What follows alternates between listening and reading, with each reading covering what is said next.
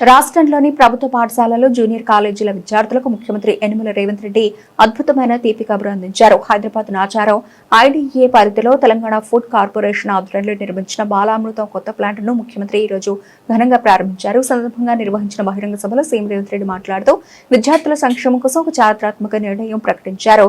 పేదల కష్టాలను, వారి ఆర్థిక పరిస్థితులను గుర్తించి ఇకపై ప్రభుత్వ విద్యా సంస్థల్లో నర్సరీ నుండి 12వ తరగతి వరకు విద్యార్థులందరికీ ఉచితంగా అల్పాహారంతో పాటు మధ్యాహ్న భోజన సదుపాయాన్ని అందిస్తున్నట్లు వెల్లడించారు. నాణ్యమైన విద్య బోధించిన ఆ విద్యార్థి తలకెక్కాలంటే వాని కడుపు నిండా భోజనం ఉండాలి. కడుపులో ఎలుకలు పరిగెత్తుతుంటే సార్ ఎంత గొప్ప చదువు చెప్పినా అది అంతే సంగతులు, వానకాలం చదువు అవుతుంది. అందుకే ఇవాళ ప్రతి స్కూల్లో పిల్లలకు బ్రేక్ఫాస్ట్ తో పాటు నాణ్యమైన భోజనం, సన్న బియ్యంతో భోజనం, ఈ వసతులు ఇవ్వాలి అని అంటే ప్రభుత్వం ఈ రోజు వాళ్ళ మీద కొంత వెచ్చించాలి. ఇది నేను ఖర్చుగా భావిస్తలేను. 27,000 కోట్ల రూపాయలు దాదాపుగా ప్రతి సంవత్సరానికి ఈ రోజు విద్యార్థుల మీద, చదువుల మీద నేను ఖర్చు పెడుతున్నా. గతంలో ఎక్కడ ఖర్చు అయిపోయేదో తెలియదు. నేను ఎవరిని విమర్శించదలుచుకోలేదు, కానీ ఈ రోజు బాధ్యతాయుతంగా విద్యాశాఖ నా దగ్గరనే పెట్టుకొని నేనే స్వయంగా మన ఆరుట్లకి వెళ్ళి ఆ పాఠశాలలో బ్రేక్ఫాస్ట్ ప్రారంభించి అక్కడ ఎంత మంచిగా వంట చేస్తున్నారో ఏందో అన్ని నేను చూసి వచ్చిన. నిరంతరం కలెక్టర్లను, ఎస్పీలను ప్రభుత్వ పాఠశాలకు వెళ్ళి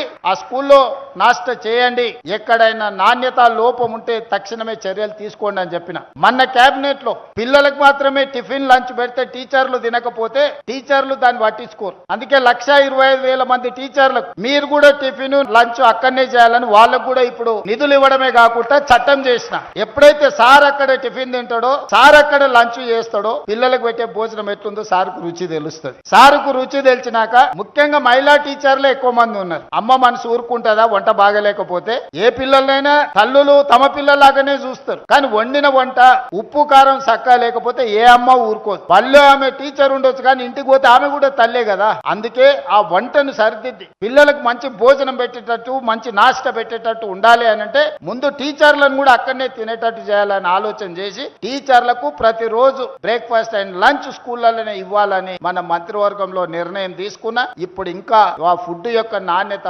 ఇంప్రూవ్ అవుతుంది. అందుకే ఈ రోజు మా అధికారులకు, మా సీతక్క అక్క ఎన్ని పెన్షన్లు ఇచ్చినా, ఎన్ని ఇండ్లు ఇచ్చినా, ఎన్ని షాది ముబారక్లు ఇచ్చినా కొత్త వాళ్ళు వస్తూనే ఉంటారు, కొత్తగా అడిగే వాళ్ళు ఉంటారు. కానీ మంచి భోజనం పెడితే, ఆరోగ్యవంతమైన పిల్లల్ని తయారు చేస్తే తెలంగాణ సమాజాన్ని మనం నిర్మించవచ్చు. మంచి విద్యను అందిస్తే ప్రయోజకులైన దేశ పౌరులను తీర్చిదిద్దొచ్చు. అందుకే ఇవాళ ఇది మన బాధ్యతగా తీసుకుందాం. ఇప్పటికిప్పుడు వాళ్ళకు ఓటు లేదు, వాళ్ళు ఓటు వేయరు. ప్రభుత్వం ఎప్పుడు కూడా ఏం ఆలోచన చేస్తుంది? ఓటు ఎవరు ఇస్తారో వాళ్ళకే పథకాలు అంటారు. కానీ ఈసారి నేను అట్లా ఆలోచన చేయలే. ఈ పిల్లల ఆరోగ్యం పట్ల, ఈ పిల్లల చదువు పట్ల, ఈ పేద పిల్లల భవిష్యత్తు పట్ల ఈ రాష్ట్ర ప్రభుత్వం ప్రత్యేకమైన శ్రద్ధ తీసుకుంటుంది. నేను మీ సోదరుడిగా మా ఆడబిడ్డలందరికీ మాటిస్తున్నా, మీ పిల్లలకు నాణ్యమైన భోజనమే కాదు, నాణ్యమైన విద్యను అందించే విధంగా ఈ రోజు ఈ రాష్ట్ర ప్రభుత్వం పని చేస్తుంది.